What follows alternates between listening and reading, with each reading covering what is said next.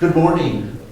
My name is Dr. Tom Rivera. I'm the Associate Dean Emeritus for Cal State San Bernardino, and today is November the 22nd, 2013, and we're in the Fowle Library on the 5th floor, and we are continuing our oral history of South Colton.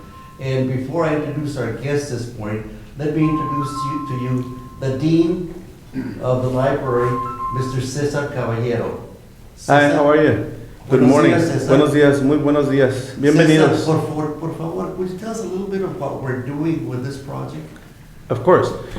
Dr. Rivera and I have started this project for the sole purpose of gathering oral history from prominent citizens, as well as leaders, as well as business people, and from that know the history of the Colton area, and for the sole purpose of developing an oral history archive here at the university, specifically in the Special Collections Department of the Fowle Library. Cesar, thank you so much, and we truly appreciate all the support that you're providing for this project. It's a wonderful project. You're welcome. And I think it's really due. It's really due. And Cesar, this morning, we are honored to have the many-time mayor of Colton, Mr. Frank Gonzales. Frank, welcome to our discussion this morning. Welcome. Thank you very much, Tommy. I appreciate, even, being involved with the project. I think it's a wonderful thing. I think it's a good, what it does, it motivates the children, hopefully, to get involved in the government, because government is what it's all about, Our lives are around it. Politics is not only in city government or whatnot, but it's even, in our daily life. Well, talking about politics, Frank, why don't we get started? Frank, how did you get involved in serving the community? You mentioned that your son was at Colton High School, and he came and talked to you about 21 issues. And you were just minding your business and doing what moms and dads do on a daily basis. So what happened after that? Well, my son was a senior in high school, Colton High School, and he's a member of MECHA. And at that time, MECHA was just starting. So he came over, they had 21 issues. And there were issues, that could have been resolved easily, things that, that they weren't getting attention, given the support they needed from the school district, with the other clubs. They needed, like a place to meet. They needed to have, the same thing that other people had, the other clubs in the district had, or the school district. So they ignored him. So then, my son came over and talked to me and my wife. And I was a union organizer at that time. I was in organized labor. I was a steel worker. So I used to go over. So I was involved in really in politics in the union. So I said, okay, let's get together and get your kids together, and then I'll see if I can get a place to meet for the community, so that your parents can come, but we need support if we're going to approach the district. So what I did, I talked now to my senior looking to loan us a church, the Salvador Church, to meet, because we had no place to meet at that time. Nobody would loan us a conference room or whatever, we didn't have access to it. So he agreed, so he loaned us the Salvador Church. So the parents came over, and about 200 strong came. We talked about, they told us about the issues, so then we elected a small group to go to his district and brought in all those issues to the school district to help the kids. Well, lo and behold, we went, Dr. Rivera, we went over there, and we got ignored, They signed us off. Really? Oh, we got ignored, we're the parents, right? At the school? They blew you off? Oh, they blew me off. We went to the school district, the school board meeting, and we started talking, it comes out of order. Really? Oh yeah, they just told us out of order, they ignored us, they threw us out, basically, So we did that, I don't know how many times.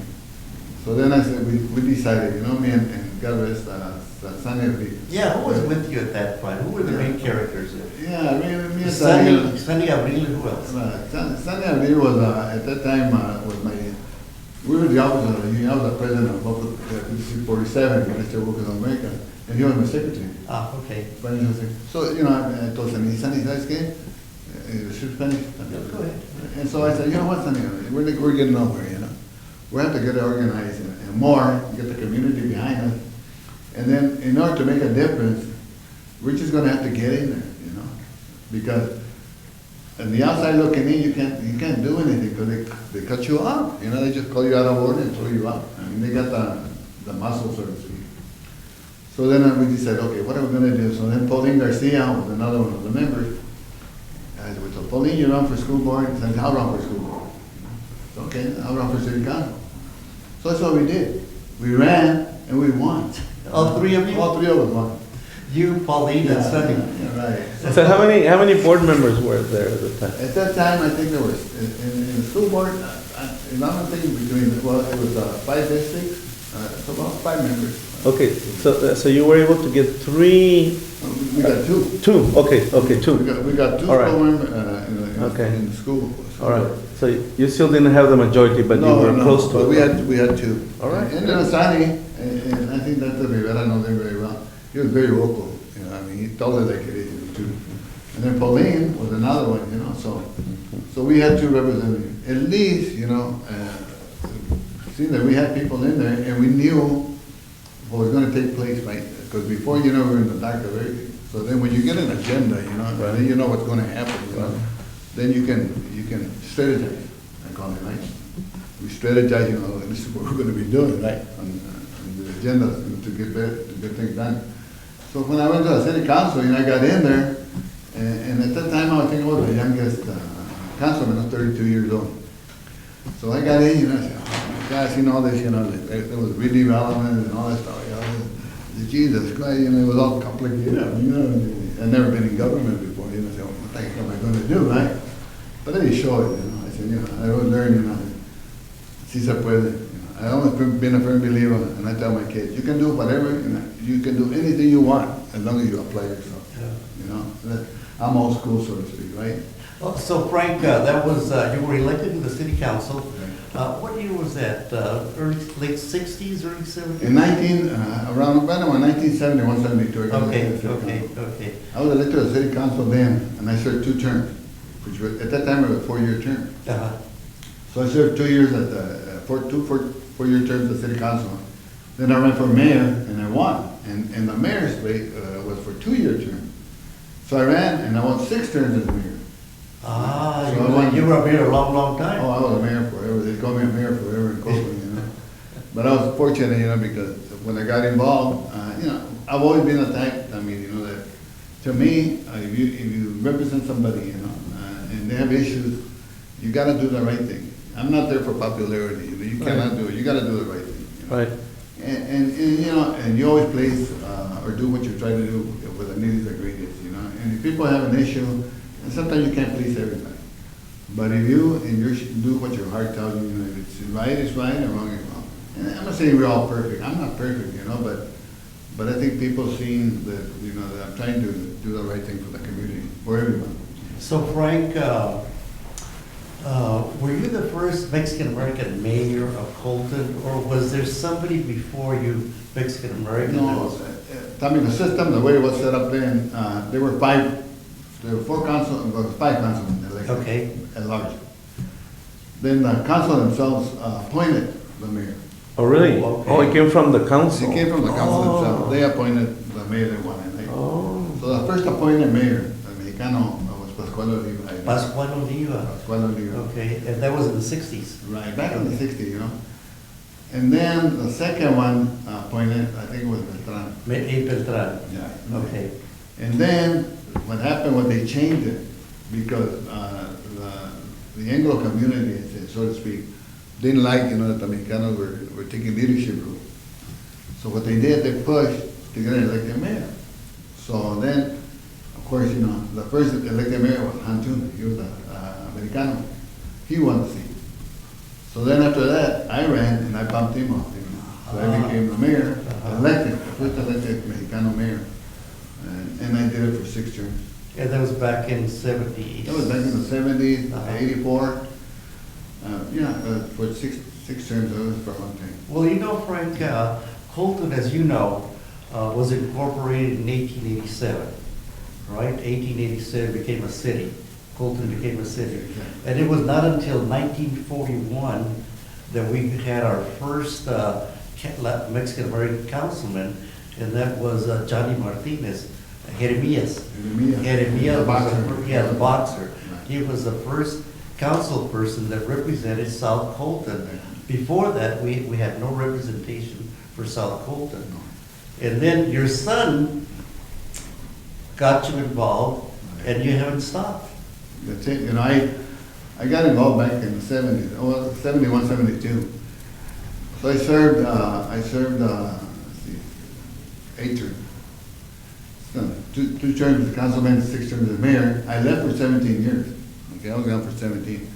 But then again, you know, I'm the type of guy, you know, I sit back and I listen, you know, and issues came up again. You know, I didn't think were right for the community. So I went to the city council and tried to share, you know, some of my thoughts. And again, I got shined off, you know. I said, oh man, I said, you know, and I see the council that's sitting there, you know, they're on office, you know, and then I see that, and in every city, every government, you know, there's always the power that may be, you know, money talk, you know. So they put whoever they want in office, and they tell them what to do. They don't represent us, you know. And I saw that Not happening. much has changed. I mean, you know, it's Personal it's all over. opinion. Personal opinion. You know, so I said, oh man, these ain't working out, you know. So then I said, and then I, you know, when I went to a council meeting and I was being ignored, and I see what was going on, and we're going downhill. The city was, I mean, you know, time of year, we were going to be in bankruptcy, man. Oh, that's San right. Bernardino. That's It was right. horrible. That's you know? right. We're a self-contained city, you know. We own a company. We own multi-million-dollar companies, Doctor. Our utilities worth $1.5 billion, you know. We generate right now $650,000 a week. $620,000 we take in cash. You know, can you imagine? It's a multi-million-dollar corporation. Then we have the utilities, the water, our sewer plant. That's another one, you know, that we serve. We serve at Grand Terrace, 11,000 residents. So you can imagine if you're getting $30 from each resident a month, times 12, you know, how much money is that? So millions, you're talking millions. We own a water company, that's another million, you know. When you come to Colton and you want to put a business, it's mandatory that you do business with us, the city. So, you know, we're blessed. So, but you always have people out there, you know, they're greedy, you know. So they get some of our people, you know, I don't say everybody, you know, is mañoso, so to speak, right? But they go out and they start taking them to dinner, you know, and all that stuff, you know, and all of a sudden, you know, they forget who they represent. They're making some movidas. Ándale. So I said, you know, this can happen, you know, so I'm going to try and make a difference again. So I ran again, I won. So here I am, you know, after a year and a half back in office, you know, it's my 9th election. I think I have a history of, I mean, Wow, you're probably the longest serving mayor in this area then. Probably. Well, Frank, you said you were a union representative, and what was your function as a union? What officer were you with the union? What was your office? What was your office at the union? Were you the president of the union? I was the president of Local 5647 United States Workers of America. And then I did organizing. Okay? When I started organizing, you know, in organized labor, they send you to school, you know. I mean, if you want to go, you learn, you know. So they sent me to become an arbitrator. So I used to arbitrate cases. And arbitration, you know, I mean, like, where you have to learn how to put briefs together and all that. So all my background is really organizing and arbitration, grievance procedures. And I used to teach, later on in years, you know, I've been there about 10 years, I used to teach the classes at conventions, when the conventions were held. I used to teach a class, you know, and it made me aware of a lot of things, how to do things. And that was a blessing because when I went to government, that helped me a lot because it's all contracts, you know, everything is contract, you know what I mean? So I knew how to, you know, read contracts and understand it. Negotiate. Yeah. Well, along with being, you know, an officer for the city, union representative, you also own your own business. Tell us about your business. Yes, I did. You know, and to me a little bit. When I was in high school, I used to work for Al liquor store. And tell me, you're Yeah, I all right, remember. right? I remember. You Yeah, I remember lived that. on Old Street on the Yeah. Palomas, and I used to live on the Centro del Pueblo, ¿verdad? Yeah. 131 West Street. I was born there, incidentally. Where? On N Street? Oh, and Old Street, una casita. Oh, yeah, yes. Yeah, it was the 131 West. I never forget. Me and my brother were born there. We were delivered by a doctor. lo and behold, they used to come to the house. So I was born there, and I was raised in the barrio. And I'm proud of it, and I tell everybody says, Frankie, you made it, man.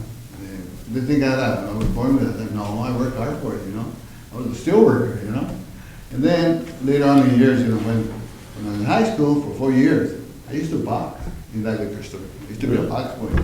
Me and Frankie Valdivia. Yes, I do remember. Me and Frankie used to be box boys, And so later on, and just by accident, I guess, after Reverend Julio, after 27 years, they shut the place down. So for 2 years, I didn't do anything, but they kept me on the books. So I went from organized labor, I went to management. I became overall production, right? So when they shut the place down, and they did it because, they didn't want to pay more wages. That was Griffin Wheel. That was Griffin Wheel. And what year did they shut down? 1984. Okay, 1984, okay. So then they built a plant in Iowa. It was underground, and it was a tornado alley, so to speak, right? And so they wanted to ship me over there, and I told Leah, my wife, I said, hey, hon, ¿qué me está para allá, Well, tú vete, I'm not going to go, man, forget it, I'm not going, right? So I didn't go. So I stayed here. But going back, Tommy, what's interesting, is that my grandfather was the first Mexicano police officer. Oh, that's right. Yeah. What year was that? Early years, Oh, right? that, when the incorporated was in 1987, right? Right. So I would imagine, I would say about a year or two later, he became an officer. How did a Mexican American become a policeman in Colton? Well, you know what? In those years, and I never forget, they needed a Mexicano. Le tenían miedo. They were afraid of it. I think in every city, they don't like us and they fear us. I don't know why. We're no different than anybody else. And I think that the powers that they may be in the police department, they needed somebody in the barrio, right? It had to be a Mexicano. So my grandpa made that. He got the job and they threw him in the barrio. They used to jump in. And it was a Pachuco area. I don't know if you guys remember, right?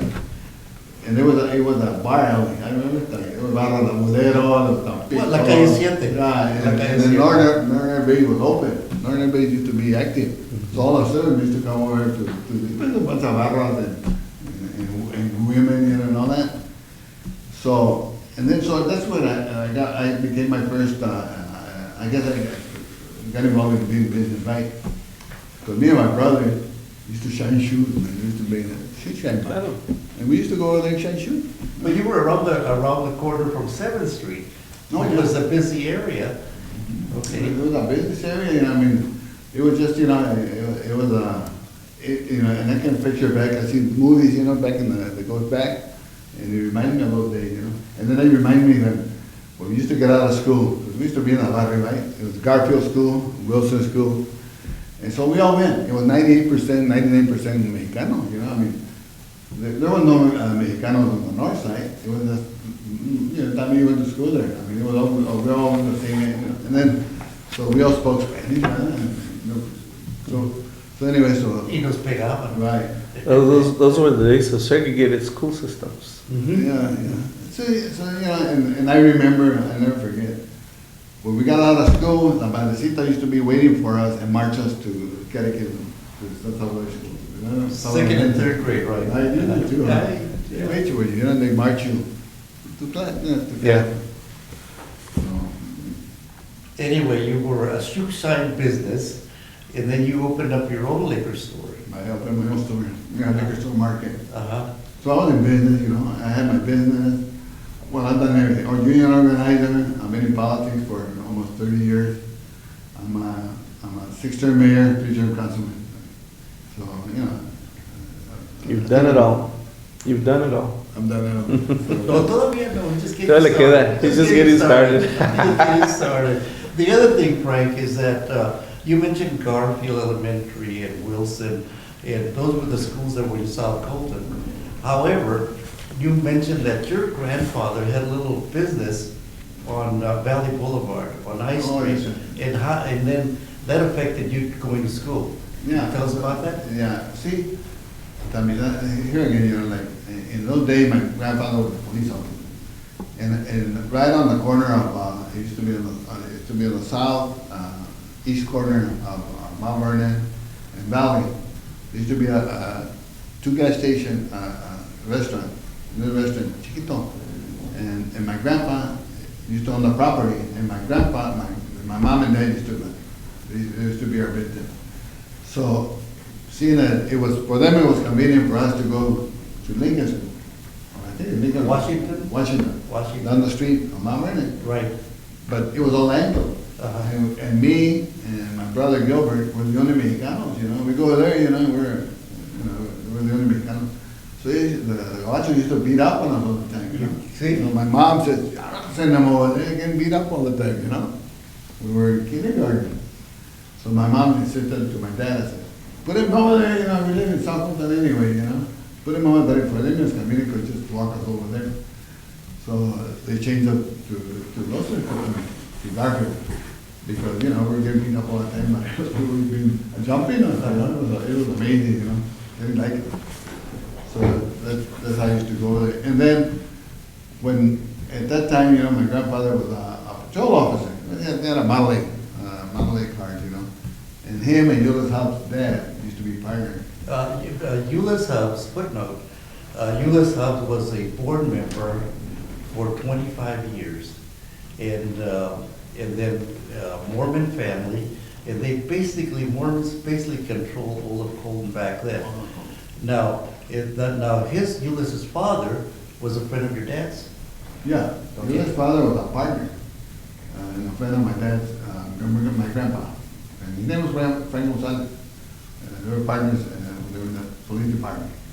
And so they were partners, used to ride the patrol car together, and so they picked up me and my brother, Gilbert. And my grandpa we used to have a radio, and a wagon, remember the red wagons they used to make? Yeah. And they pulled us behind up, all over the M Street and around the neighborhood. Nobody said nothing. Nowadays you do that, you know, they'll kill you. But you know, they could do whatever they wanted, you know, it was amazing, but it was fun. Yeah. Now, and growing up, tell us about growing up in Colton, Frank, because you said you were born and raised there on O Street, and you went to Garfield and Wilson Junior High School. Who were your friends in that area? I know that you used to hang around with the cruisers. Yeah. Now, who were the cruisers? Yeah, it wasn't a car club, you know. It was a car club. We had a cruisers, you know. We had our jackets and cruisers in the back. And in those days, you know, it was for partying, right? And we used to hang out with Ray. At that time, it was Ralph Villa. Ralph Villa, huh? It was Ralph Villa, and it was Ray Colunga. Uh-huh. Rosemary's brother, Oscar Canca, used to call him Canca, you know, and Eddie. So there was about 5 of us, 6 of us, you know. So I used to have my mom used to work in a coffee shop, and I was a waitress. And so, in order for her to get there, you know, she needed a ride, but she didn't drive. So she bought an old car, you know, a Chevy, 36 Chevy. And so she let me drive it, take her to school, to work. To work? So what I did, I primered it, right? I gave it a primer. Mom said, "What are you doing?" The guy, it was blue. I said, "I'm just priming it, Mom." But I used to primer it because I used to have a bumper car, you know, we used to go messing around. We used to hit everything. And those times those cars were well built, you know. But every time I made a bump on them, I'll primer it. Yeah. But you know, no, she used to, my mom, you know, she worked a lot to help support us. In those days, I think all of South Colton, used to have milk deliveries from Long Dairy, right? Or used to buy stuff from the Raleigh man. The Raleigh man used to come over and buy medicine, right? Arnica and all that stuff. And he'd come over, you know, so they were salesmen coming to the house, you know. And so my mom, you know, used to get us to do the errands and be waiting for him to get what she needed, you know. Yeah. So, you know, we did everything. I'll never forget, my brother Johnny used to work for Long Dairy. And he used to go in at 4 o'clock in the morning, almost before he went to school, to meet up the accounts. So, at that time I wasn't working, you know, and he said, "Hey Frankie, get a jale, you know, what job?" Yeah, what are you gonna do? I don't know, you know. they told me get somebody to need help, you know. So I went, I told men, I went, you know, 5 o'clock in the morning, it's colder than heck. So I went over there and showed up, you know. The old man says, come on. So he takes me out to the field, you know, the yard. Jeez. Those vacas over cows, you know. And he gives me a wooden spoon, a wooden shovel, huge, you know. Wooden shovel. Right? So what do you want me to do? I'm over there pushing manure, man. Clean the Shoveling the manure out. I mean, with the shovel, oh man, I did that for 2 hours. I'm out of here, man. Right, talking about jobs, what else, what did people do, you know, back then? You know, because we couldn't cross the railroad tracks, but there were some manufacturing companies across the railroad, Caldec, and where they made the toilets, I forget what they call it. But anyway, what did people do to work, aside from being involved on El Traque Railroad, Southern Pacific, in the yard there, in the PFE, and then we had the cement plant that provided a lot of jobs for people that live in that area. I think, you know what time we see, in those years, we had the PFE, it was Right. on M Street. I think the majority of the people that lived in Zacote and worked in the Ford Cement Company, Kaiser, PFE, and that was it. What was And- PFE? And La Bolucha, Pacific Food Express. Oh, okay, It was thank a subsidiary of the Southern Pacific. Thank you. Yeah, and what they did, they would bring in the vegetables and fruits, and then we had a lot, La Bolucha, citrus. And they would pack the products, and then they would put ice in the boxcars. And ship 'em out. And ship them out. So that was, South Colton really was the center of industry, right? I mean, in the north side, you hardly had any industry. Todo estaba en Nevada. Oh, really? It was an industrial area. And the dividing line, and I think this is important, you know, in those years, the freeway, okay, not the freeway, the railroad track. The railroad track. The railroad track going east and west was a dividing line. If you went to school, after school, in the high school or whatever, Mexicano, you could not cross that. I mean, there was a no man's land. If you went across to the north side, the cops pick you up and bring you back. Really? Oh, absolutely. Wow. There was so much prejudice. It was totally segregated. It was segregated Oh, it spaces. was segregated. Apartheid. It was. It was. That was in the 50s. Yeah. I mean, it wasn't. That was back in the early 50s, man. Early That wasn't 50s. too long ago. No, I mean, just think a few about it. It's only 60 years ago, because Brown versus the Board of Education, we integrated and we built Colton Junior High School, Exactly. where they closed down our junior high school, Wilson, and they combined Roosevelt, the Gringo School, and made it Colton Junior High School. And then we were all there for, in 63, 64. Right. So, you know, I think the only place, well, the only recreation we had to go to, you know, because they used to have, they had a municipal pool, and it was a huge Olympic-sized pool. But the Mexicanos, we were not allowed to use it until the day they cleaned it. That was on a Friday. And on a Friday was dirty water.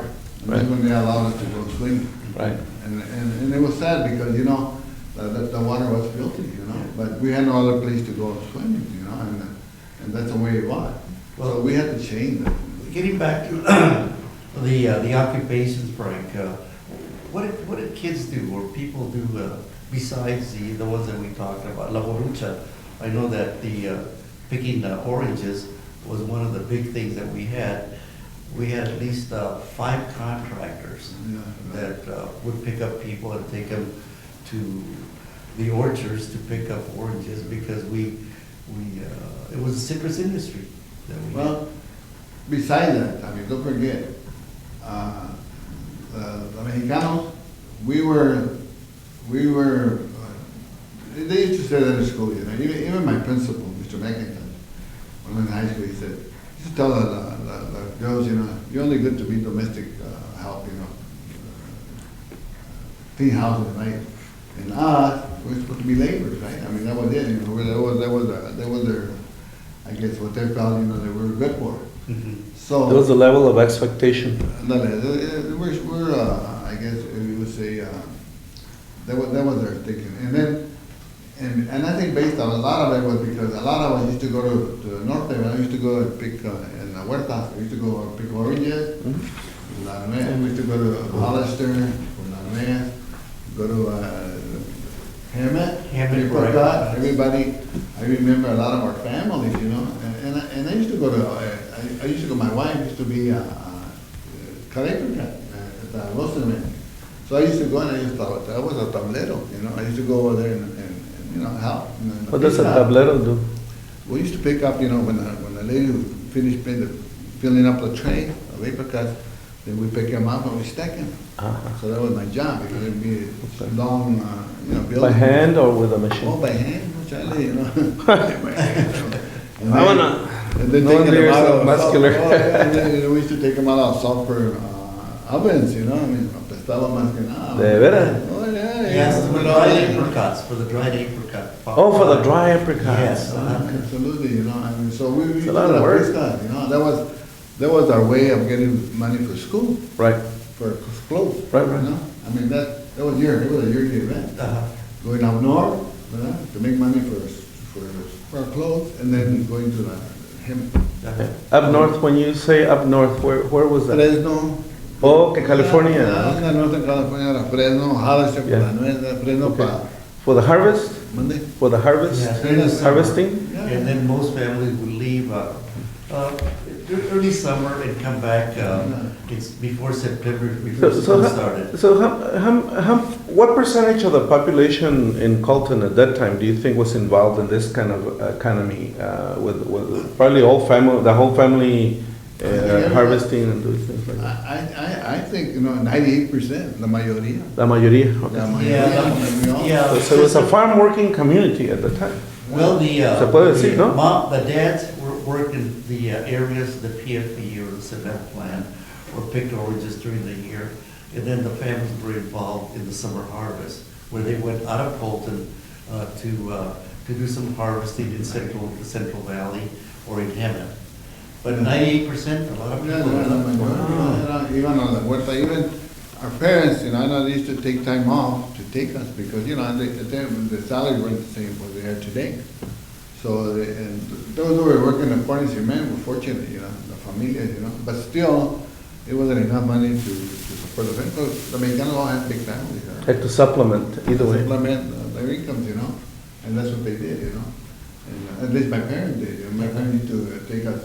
I remember I used to go to Hollister, you know, we were rata, me and my older brother, you know, they call it rata, you know, we used to pick the fruit that was on the ground, you know. So, I mean, I can remember all the things. I remember we used to sleep in a tent, and it was fun for us, we were kids, you know. But when you went to the fields, Yeah. you would sleep in a tent? Yeah, right, we used to go up, you know, Northern California. So, you know, we did all that, you know, my parents, you know, did everything. My dad, I guess, was very, you know, later on in years, you know, he was a meat cutter, he was a butcher. So later on in years, there used to be a big supermarket in Riverside. And my dad was very innovative, I guess I would say, you know, my dad used to say, mijo, you know, don't forget, you know, I'm not saying don't rock the boat, but don't take no what from anybody, you know. He said, because we can do anything we want, you know, in this life, you apply yourself. Mhm. I said, you know, he became a manager of one of the biggest stores in Riverside, A.M. Lewis. It used to be a whole bottom department, a supermarket. And he used to manage all the meat department. So in those years, when he was manager, you know, hey, we ate meat, man, during the depression. Yeah. I remember, you know, people You were say, lucky you ate some meat. oh, hey, you know what? When you were in that store, I remember hearing the siren when the Second World War, or I think it was the Second World War. Yes, Yes, Second World War. yes. Yeah, and we had black curtains to close them, you know. Right. People asked me, how old are you, man? I said, no. I think I get, you know, 65. You're 1 year short. but, you know, I was there, I was a kid. But I remember hearing sirens, and they said, okay, man, don't move, just put the curtain, turn all the lights off. And it was during the war, you know, I mean, it's amazing, you know. Hey, Frank, you remember that? How old are you? I don't know. I was a long time ago. But it was true, you know, I mean, so we went through all those experiences, you know. It was amazing. Well, tell me about Colton High School. You went to Colton High School? Yeah, I went to Golden High, you know, and I was in sports, you know, I always liked sports. Which sports? Which sports did you play, Frank? I played basketball. I played in the high school marching band on the clarinet. Okay. And then I was in track, because I was tall and lanky, right? I used to do high jump. So I used to do high jump, track, cross country, and basketball, you know, I did all those things. All for 4 I years? tried to play football, you know, but soaking wet, I was 120 pounds soaking wet. and you know, and some other guys in those times, you know, the women Canada were, I wasn't that heavy, you know, and the Wacho were huge, man, you know, they weighed about 300 pounds, you know. So they put me up against them, you know, and well, the first time I got hit twice, I said, forget I'm out of here. I know. This is not for me, man. So did you play sports all the years that you were in high school? Monday? Did you play sports all the years that you were in high Yeah, I school? played sport, yeah. Yeah. And I enjoyed it, I like basketball, you know. Uh-huh. And so I played basketball and everything, I got in all the sports except football. Uh-huh, uh-huh. So I ended up in the high school passion Now, when did you graduate from Colton? in 55. 55? Yeah. You said you were in the marching band? Yeah, I was in high Did you school. guys travel any place? Yeah, in those years, you know, they were limited. We didn't have any school buses. Yeah. If we went to Riverside, it was too far. You know. It's too far. I mean, we're no clanking, but you know, tenían, hey, we didn't have anything. If you do somewhere, your parents had to take you, and have all the things have cars, you know. So you know, they were with the angles, you know, la mayoría, you know, they take them, you know, like for San Bernardino, go to Valley College, compete, you know. So we had to walk over there, man. You know. We walked down all the way in there, forget it. It's like going to the Ori show, you know. We're used to walking, you know. I mean, we're in Navarre, right? We have a wheel in the car. We walked, we went to the Orange Show, we walked all the way down Golden Avenue. Golden Avenue. Right? And then we go jump the fence at the Orange Show and get in. I mean, you know. You never got caught? No. I mean, almost, you know, but we get caught, we cut the fence, go underneath, you know. That's how we're going to do it, the Orange Show. Yeah. That was- Frank, you know, Colton has an area of 1.3 square miles, eh? You mentioned the north boundary, which was the railroad track, and then the west boundary was 3rd Street.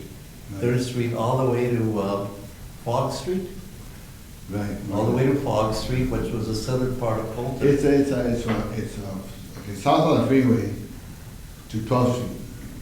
Excuse me, not 12th Street. The Yeah. industrial. Yeah. Santa Ana River, let's go on that. If you go down south of the freeway, take the Santa Ana River going south to the west, that's south, all the way down to Fox Street. Then it cuts across to Rancho. Mhm, on 3rd Street. Right, it's on the Santa Ana River Yeah. to Rancho. And then it goes a little beyond Rancho, maybe about, let's say, half a mile. Yeah. That's considered South Dakota. But everything else, you know, it's not South Dakota. It's not past the Santa Ana River to the south, that's the Loma Hill. Right. So that's not South Dakota. Yeah. But So the it's barrio. Fogg Street then. Yeah, the Fox Street is a lot. Yeah, and then we, on the east side would be 12th Street.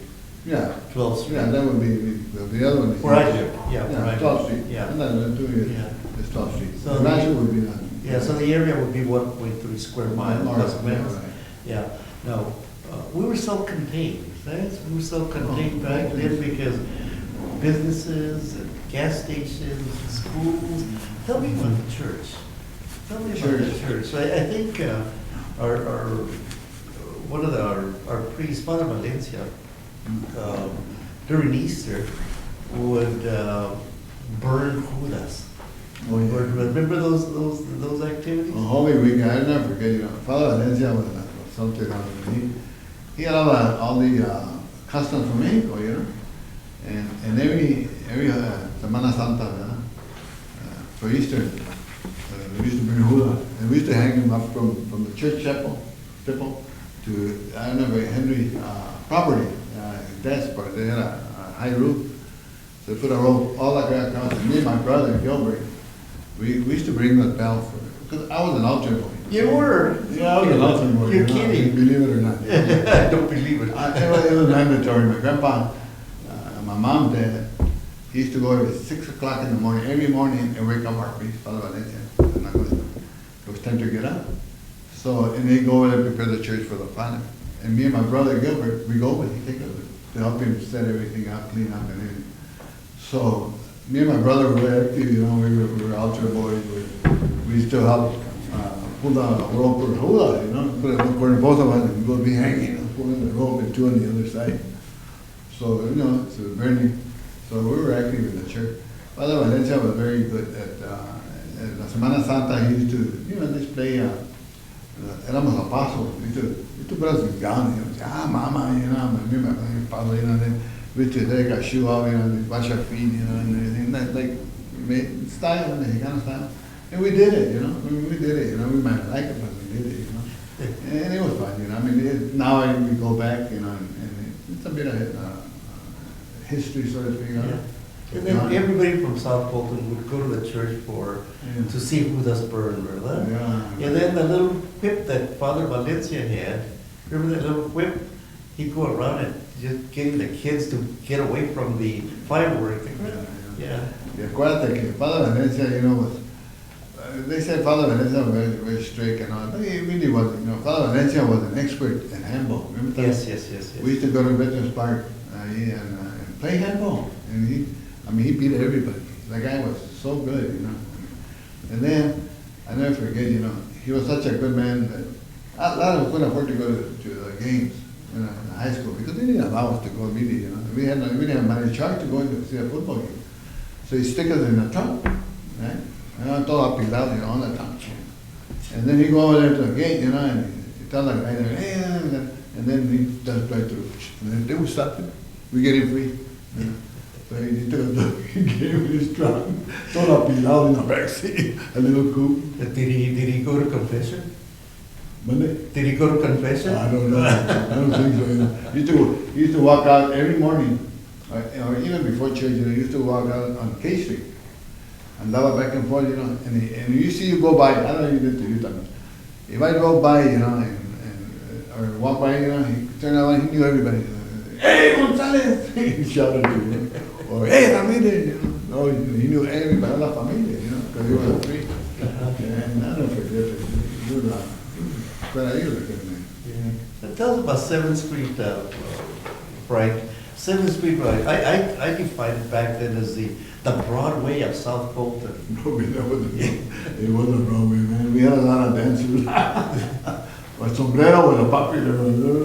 The sombrero. I remember when I had my business, you know. My business was barrio, you know. Everybody told me, how come you got your store in the barrio, man? You know. Everybody told me, because I had an opportunity to buy a store in the north side. And it was cheap, you know. It wasn't cheap, but at that time it was reasonable. And it was right on Laurel and Cone Avenue. It was a lot of vacant, you know. And then I thought to myself, me and Lee talked, my wife, and my wife very smart. You know, she thinks, you know, ahead, you know, she really, to tell you the truth, you know, she's a motivator. I mean, she pushed me. I think the women behind us, they're no more than we do. We think we're the bosses, right? But in reality, we're not, you know, because they're the ones behind us all the time, you know. I tell my wife, I go to city council meetings. I was the mayor, right? I'm the mayor. Let me forget what I go back. And I go over there and make decisions, you know, for everybody, you know. And I think I'm doing the right thing. I get home, my worst meeting with my wife. What you do this? What you do? Oh. You found my balloon. Right. You know, sometimes she's right. And say, oh, you better go back and say, oh, all right. Don't worry. Well, now that we're talking about Lee. That's why they call them first ladies. Now that you mentioned Lee, tell us about Lee, because I was in the same class that your wife Lee was in. Lee Ramos. Yeah. And when did you guys meet, and when did you guys get married? Well, we met in school. We met in school, you know, and then, you know, it was just one of the things. At that time, you know, she was one of the few that lived on the north side of the town. Right, she lived on 8th Street. First she lived on O Street. Yeah. I didn't know her too well when she lived on O Street, but she's younger than I am, by almost 4 years. So she lived on O Street, she was younger then. And then she moved to H Street. Right. And so they lived over there on the north side. So we couldn't go over there too early to throw it back, you know. So then I got to North School. And then, you know, we just developed, became friends, and then started going out, and I get enough, you know, hit, and then that's it, we got married. But let me go back, you know, to the story. When I got the story, they were telling me about buying the store in the north side, you know, because they had money, right? The north side, like Ovachos, had money. Anglos, put they had money, right? The Mexicans don't have any money. But my dad told me, he said, mijo, no. He said, because I used to confide. My dad was in business later on for 32 years. He had a wholesale and retail meat packing company in Pomona, right off the 60 freeway. So I asked him, hey, Dad, what do you think I ought to buy that one or buy it? He said, mijo, buy the one in the lot. I said, why? I said, look, he said, an Americano, when they want to buy something, they go in and they get a coupon, and if they say a nickel, they drive. They'll go drive and save a nickel. Well, nowhere to work. A Mexicano, they don't. They hardly have, but they don't have cars. They'll walk to the neighborhood store. Convenience. Right. And then when they go by, he said, you know, like Anglos. The Anglos go over there, or anybody, they go over there and they look at the prices. They only buy one for themselves. A Mexicano goes over there, and they go by and put a 12-pack or soda, and they're going to have a party. And then when they come to pay, they say, hey, compadre, yo pago. Right? No, I'll pay. They fight, who's going to pay? And then they'll come back because the other one, feels that he has to pay. So they keep coming. And the Americanos don't. They come over and they buy a can. They buy one. So he says, to me, that's, you get more customers. But when you get customers, he said, don't give credit. He said, only get 30 strong customers and give them so much money. But they have to be loyal customers over here. And that's what I did. And I think that was a success, because it helped pay for everything. And that is amazing because within 5 years I paid the property, paid everything. I didn't know anybody. And in 9 years he allowed me to retire because the Lord blessed me with a Korean family. So I was able to retire. Yeah. You sold the business, or what? You sold the business. Oh yeah. You sold so the I sold it because I got robbed twice. And then my kids, I didn't want anybody. I got robbed twice. And the last time I got robbed, people almost got hurt bad. And then my kids used to manage the store when we were gone on the weekend. And I said, you know what? We were afraid they would get hurt one day. So I just sold it. It's not worth it, So, and at the time I was ready to, I was in politics. I was a mayor. So I said, and then my wife was carrying it. And then she started getting sick. It was a lot, it was a lot of pressure. So I just decided, a Korean guy sat next to my store for 9 months, almost 8 months. You want to sell? He used to come in with gold bars. Really? Oh, hey, he used to come in with a money belt. Really? I'm serious. Later, come on, sell. Oh, man, I have number sale. I bet those gold bars are worth a lot of money nowadays. 3 of those would have been more than the store. It was amazing. I said, are you serious? Yeah, the price of current price of gold, man, you'd be multi-millionaire. I tell people, I was honest, man. That's the truth. Probably 3 of those bars would have been enough. Yeah, and then just for funny, but 7, 8 months later, my wife said, dile este precio, I give a price, and he said yes, and I said, oh man, So I went to talk to a friend of mine that's in accounting, and he said, Jesus Christ, sell it, man. So he sold it. But anyway, It was good advice. that was a good experience. Now, tell me, getting back to Lee, when did you guys get married? We got married over to the church. Uh-huh. I was born in South Carolina. I was baptized in San Salvador Church. My wife too, both of us. We got married in San Salvador Church. We went to school in Colton High, right? Colton School. I had my plots in the cemetery there, we had everything, everything Colton. Yeah. That's where we ended up. You're definitely a Colton citizen. Yeah. That's it, man. You can't be With that statement, let me ask that I be excused because I have another commitment. But it's been a pleasure sharing with you this interview with Dr. Tomas Rivera, and thank you for joining us today and sharing your memoirs, their memories. Well, my pleasure. Thank you. I hope that I'll be able to, that the kids will see, that they see, and I hate this, sí se puede, ¿verdad? Yeah. Claro. No, a lot of the things that you have said, I'm sure are going to be valuable lessons for the new generation. Thank you. Gracias. Gracias, Tomás. Good to see you. Excuse me. You please continue. Please continue. Anyway, you got married in Colton, and tell me about your family. How many kids do you have? Well, I had 4 kids. Frankie Jr. Frankie Jr., we lost him in 1977. He was 21 years old. And he had just graduated, Tommy, from University of Riverside. And he just started working. He was 6 months away from getting married. And a drunk driver hit him. A kid, celebrating his 21st birthday too. So we lost him. It was Frank Jr., and Cindy. Cynthia is married now and has 3 kids. And then I have Ricky, my son, Richard Paul. And then I have Laura. Laura's my baby. And they're all living, the exception of one. My son moved, he used to live in Coleman, but now he's living in Redmond. And my daughter, Cynthia, works for Human Resources in the Conjo Unified School District. And she does a screening of kids for hiring, right? And then my baby, Laura, she works for the school district, and she's the one that does the check financing. Somehow she does that. And then my son, Rick, he used to be a planner, and then he's a supervisor over all the utility. He does that. So that's his job. How many grandkids, Frank? I have 8. Well, excuse me, I have 7 grandkids and 2 great grandkids. Really? You have 2 great grandkids? Yeah, I got 2 great grandkids. Yeah. Boy, I know. Great, wonderful. Yeah. Let's see. Let me look at my questions, Frank. Now, tell me, Mom and Dad, have they always? Where did they come from? Did they cross the border, or were they from Mexico, or where did Well, they come? my mom was brought over the border when she was an infant, and at those times they told me that my grandpa was done. They paid a penny to cross over, So they brought my mom with an infant. So my mom was really, she was born in Guadalajara, but went to school here from infancy.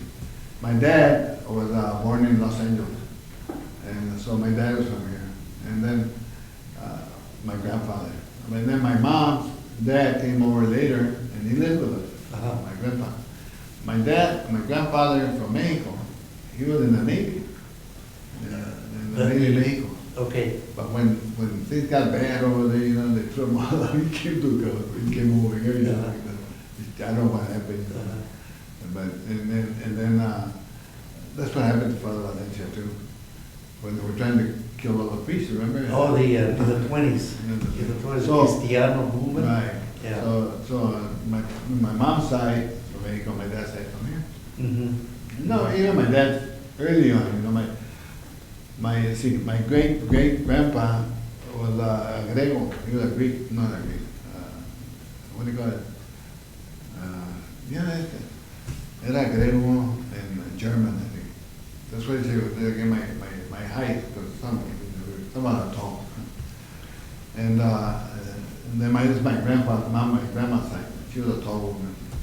But he was from Portugal. He's a Portugal German. And my grandfather, my grandpa's father was a Portuguese man. And when did they get to Colton, Frank? What year did they get to Colton? Geez, I don't know. I know it was back before they incorporated the city in the 1800s. Mm-hmm. In those years, when they got to go, they used to have land grants. Remember, Tommy? Yes. Santa River, when they came from Arizona, I understand my parents, my ancestors migrated from Arizona to Colton and ended up in the Aguamanza area by the river. So La Placita is on the riverside side. Right. So my ancestors owned property, and by the river, and so that's where they all settled. And that's where my grandpa had property there, and then later on he sold it and bought land on the valley where he had the business. Well, that was back in 1834 when the Placita and Aguamanza established settlements were settled. Yeah, that's So it. that were early years. Right, and the cemetery, a lot of my ancestors are buried, they're probably yours too, Tommy, right at the Aguamanza Cemetery.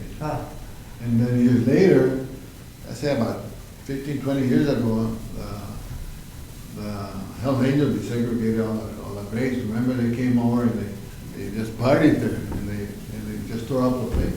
Mm-hmm. But there was an old saying, that when you go out there, you know, La Llorona, right? Tale, you know, La Llorona would be up here, you know, crying and she's following you know. And everybody was afraid to go to the area with the canal, you know. I know, that was a very popular tale that people would tell on bonfire with Boy Scouts. Were you in the Boy Scouts? Oh, yeah, it's 245, absolutely, you know, I mean, that was a place, you know, because that was the only place that we could go. Real Senior used to be my scoutmaster. Yeah. And Zavarro Rivera used to be at that time too, but he was a younger guy. And his brother used to be an Eagle Scout. Neto, Dr. Ernie Garcia. Rivera was my Eagle Scout. He was the oldest, Neto was, you know, he was a head honcho bushman. Ernie Garcia? Ernie Garcia, yeah, Ernie used to be with the Ilava, I think, a raid. What He year was was an Eagle that? Scout. Neto was the first Eagle Scout South Coast I ever had, man, you know, Uh-huh. Dr. Garcia, Uh-huh. Pedro Garcia. So he was a Troop 45er also? Yeah, Troop 45, we were Troop 45, you know, we used to go, our outings were Blue Mountain Uh-huh. or Santa Ana River, you know, we used to go out and camp out, they used to take us camping out, you know. I'll never forget, we went camping out on Blue Mountain, up in the hill, right, and there's snakes and everything, right, so he took us all the way out, right? And at that time, he said, I'm gonna give you guys a treat, man, I'm gonna make some barbecue. I'm gonna kill some rabbits, right, and we're barbecuing. So they took a 22, and he shot some rabbits, some you know. Yeah. And then what he did, he skinned them, right? And then he hung them up. And then lo and behold, during the night, guess what, we got up in the morning, you know, dang, where's the barbecue? We were thinking them all night, I was cussing, you know, what happened to me? Man, I got peed all over him. They're going on barbecue, man. Killed him. That's a true story. No lie, man. So he must have been a skunk hollow. You know, oh man, you know, there was, I'm sorry, man, you know, but there's no barbecue. Oh, God. What else did you guys do for there in South Point for entertainment? Well, you know, I was a cruiser, right? We used to cruise around the valley, and trying to make time with the girls, you know. Yeah. Messing around. And then Ralph had that 49 convertible. Yeah, 40 around. Ralph had a 49 convertible, a Mercury. Mercury. A Mercury. Real nice, you know. And you drove a motorcycle. Oh, what? You drove a motorcycle. Yeah, well, when I got married, you know, I used to race. You know, I did everything I could. I used to have a 3.5-ton flying racing bike. Yeah. It was nice. It was all chrome, and I had 10 coats, about 9 coats of lacquer in the tanks and the fender, you know. And I used to race at a Perma Park. We used to have a racetrack. And we used to go to Richie Canyon, I remember, you know, Yes. and race a quarter mile. But I had it for 9 years, almost 9 years. But then I got hit twice. I got hit one time from behind. People don't like motorcycle people. You know, and for some reason, you know, they don't like guys with bikes. So one time I was coming home from racing in Riverside. But in those days, you know, when you race, you had to, you know, we used to wear all leather. And that's what saved me. I had all leather. I had pants all leather, my jacket, a helmet. And I was coming down Fulton Avenue, and there used to be eucalypt trees, bushes. So as I was coming down, all I remember is somebody hit me from behind. Boom. It was a truck. It hit me, I went up in the air, and the bushes broke. I was lucky. You were lucky. You You were lucky. And I thought my bike, that was the first time I got you know, hit. I wasn't hurt bad, you know. So then the second time, a guy ran me down right in the front of the library, not somebody did. He purposely came over, I'm stopping, a stop sign, and he comes at me, and I'm pushing that, and I can't move any further because the car's behind me. And he hit me, and I jumped his way, and he ran through my back, you know. So then my wife said, you better hang it up, tell him you're gonna hurt, you know. Yeah. Oh, man, so I parked it, I fixed it, and I had that for about a year and a half. And I finally sold it. I had it for about 9 years. I raced in the Richie Canyon too, you know. I used to go hill climbing. And it was fun, you know, but now I don't let my don't buy them. It's dangerous. You know, I mean, they are dangerous. Yeah. You know, because there's no protection, you know, it really isn't, you know. And you have to respect it, you know.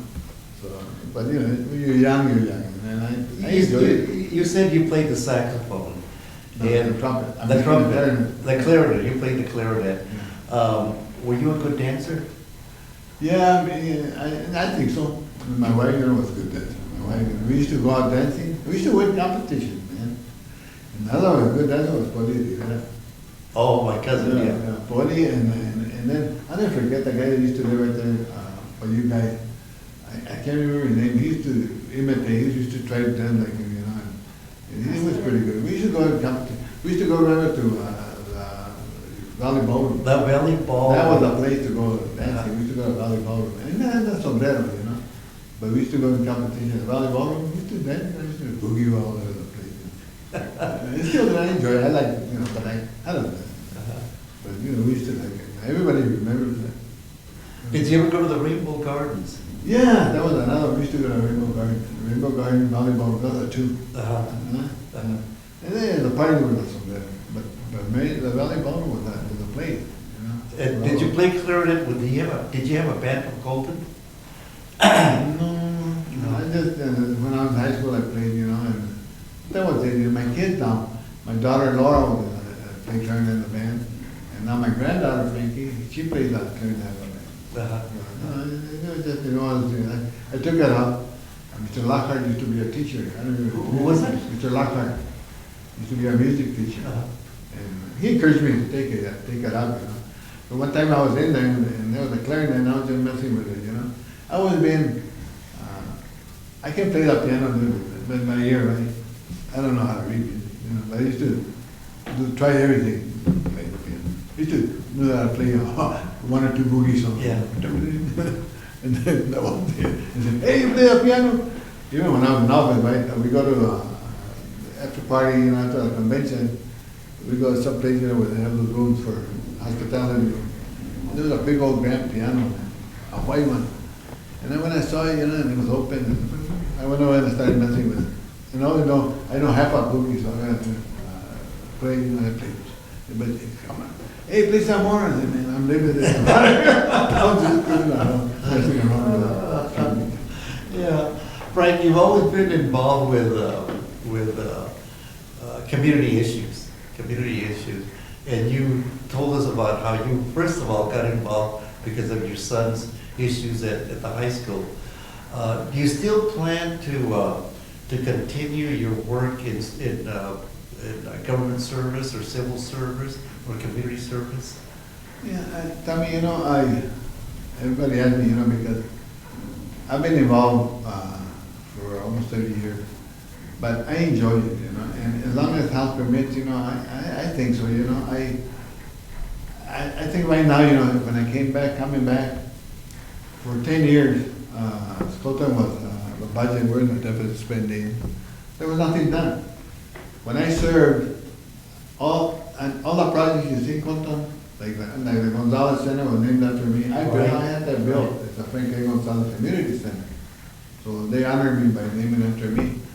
I built a Lucky and Hunt Center. Those were my projects. I built a park, George Brown Park, Little Bit Park. All these new buildings that went up. I made the library a museum because I built a new library. So, being that as it may, I think there's a lot of things to do now. I built a senior complex, and when I was gone, rather than rehabilitate the senior complex, they went ahead and tore it down. Yes, they did. And then what they did, because of what happened, they blew it, and so they sued, and then the city got $5 million. And then rather than go out and build a new one, they went and spent it, you know, foolishly. We got nothing in return. So going back, when I came back, I said, we gotta build it, because they were looking at building in a place where I thought was not the place. You know, it was a danger for the seniors. So I said, we gotta build it back where it's supposed to. In a year and a half time, as you see, it's a new one coming up. That's my project, I pushed it, you know. And God rest his soul, David Zamora was, when he was running, I was gonna run for mayor.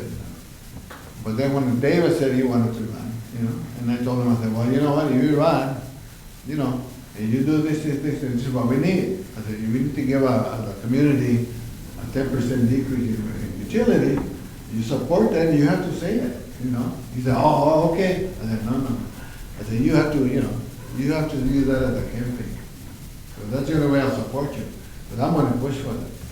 And he did, he put it down. So I backed him up. So I said, okay, I'll run for the second. And they said, okay. So he wanted me to run because I know I'm more experienced. So so we ran and we won, you know. So now you see a senior conference coming up with a balanced budget, you know, and so there's a lot of need now. We're trying to build up our community. We have to bring the manpower back. They need all, over 100 were in the workforce. The city was looking dirty, I know you remember it. So I'm trying to bring the maintenance crews back.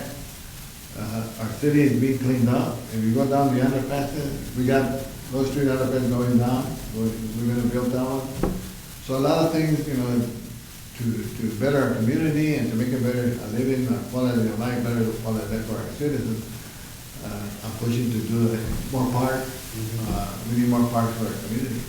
So, you know, all those things, they're still there, you know, and if I can be of any help, you know, and I think with my experience, I can do something to help our community. So you will continue with public service? Oh, yeah, nothing, man, I intend to, you know. Are you planning to run for mayor? Yeah, I never say no.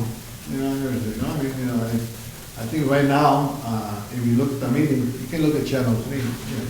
I tell everybody, you know, I said, if you can't watch them on Tuesdays, first and third Tuesday of the month, get this, you know, they're only $5. You can see the council meeting, and you can see the things that are being done and who's providing the leadership, you know. So in the Gonzales Center, you know, if you go back to Gonzales Center, you have all the services that are available, you know, they have a swimming pool, you know, you know, when I was gone, they let, well, right before they shut, we didn't have any swimming pool, they tore them down. And now we got a recreation for our kids, now we have like, people can go over there and use the facility. Oh, we have state-of-the-art basketball courts, right? They're always busy. They're always busy. Everything, you know, we have programs for seniors, programs for the kids. We got everything happening. So public service is at the top of the list then for you? Yeah. Public service is top of the list. Yeah, it's for me, you know, I have a lot of, I'm always thinking of what I need to do next. But I think I'm a firm believer, you know, that, you have to set your sight on one thing and then do it, and then go to the next goal. Yeah. Otherwise, you never get nothing done. You know, Frank, it's been a wonderful conversation that we've had the last hour. Are there any stories that you would like to share with us? That you can kind of, just think back, any stories that we haven't touched, that or experiences that you've had that you would like to share with us that we haven't talked about?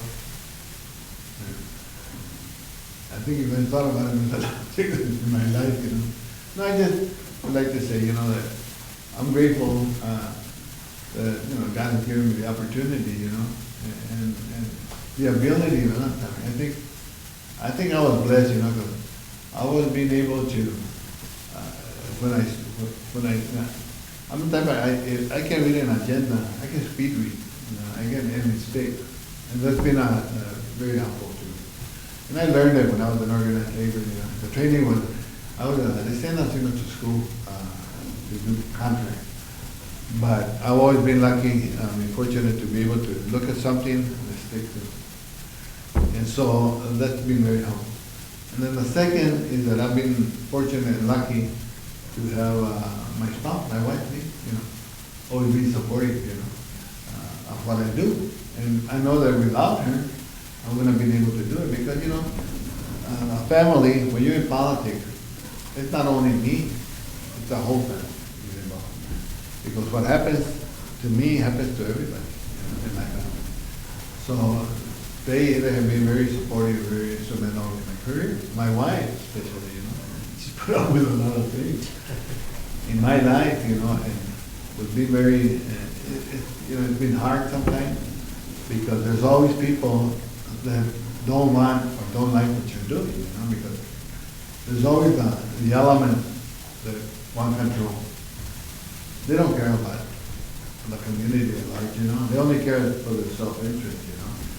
And every city, and even Compton, you know, is always going to be a millionaire or so that want to do all the business, have all the business to themselves, and forget about, you know, saving money for the community. And those are the times that's why I really, you know, we always have to get people to support. And I encourage the young kids, especially Mexicanos, everybody, but the young kids, you know, to get involved, see? And by their involvement, and they say, well, how can I get involved? When there's an election, get involved in a campaign. You learn a lot. That's how I did. You know, I got involved when I was younger in union campaign. And so I learned a lot, you know, and then politics. I got involved. The first time I ever got involved in politics was when Pascual was not in. And so I got involved because by accident, I said, hey, Pinky, go ahead, go ahead, you know, put down flyers, right? House to house. And that helped because he won. And the exposure you get, right? And then I used to sit and then and hear him talk, you know, and listening, you know. And you know, a lot of it, you know, you don't understand, but then when you go to a council meeting or you hear something, then you know, ah, that's what it was. So I encourage, you know, the young Mexicanos, especially, everybody, Mexicanos especially, to get involved, participate in the system, you know, and never forget, you know, that if you apply yourself, if you want to do something in this world, be somebody, you can do it. All you gotta do is go for it. Go for it. I tell my kids that they've all done it, you know, and gracias a Dios, you know, they all get good job. Give you an example. My son is going to be retiring. My son's 51, 52 years old. He's going to be retiring now. You know what his pension's going to be when he gets out because he worked, went to school, and he got involved. You know, they all my kids when they were small. My daughter, when they got involved, my baby was 5 years old, and she used to watch the TV, right? And now she studied everything. She voted 18. I voted for the president, and they voted every time. But she learned all that stuff, right? So all my children, you know, because I think of anything, you know, that I'm grateful for is that they learn how to fend for themselves, protect themselves, and do what they need. My boy, and you know, I tell everybody, he's going to retire at $9,700 a month. It's going to be a retirement, you know. Think about it, you know. Because I told him, I said, be home. I said, don't give up, you know. Every time you go in there, every job that you have, you know, it's not all white and roses, you know. There's always going to be somebody, you know, going to be other picking at you or jealous or doing something, you know, but hang in there, you know. Just do your job and ignore it, you know. And hey, you know what? Say, hey, you know, God bless you, but I'm moving forward, right? You keep going, keep on trucking. And it's very important, you know, that the more education you get, you know, I know that all of us cannot afford to go to school, you know. I mean, it's hard. You know? It's very difficult. I see my kid, I helped him to go to college, you know, and all. It's very expensive. It is. And the sad part about it, you know, is that they can't get no grant because if you make a few dollars, you know what I mean? That, to me, that's discrimination. In this country, anybody should be able to go to school. The government should support. If your children want to go and get a college education, it benefits all of us. That gives the foreigner. And what makes it very sad is, even in our government, in our job, you have an engineer, he's an Indian from India, or an Oriental. Why? We should have all those talents here. They should be the ones getting the job. I'm a firm believer that they should be given an opportunity, everybody, you know. But the government is to blame for a lot of it because they make funding very difficult, you know, for our children to go to school. They make it very hard. And that has to be relaxed. And I think that the more we get involved and the more we do it, if we can tell our representatives out there, you know what, you need to go out there, your person wants to go to school, it's funding, right?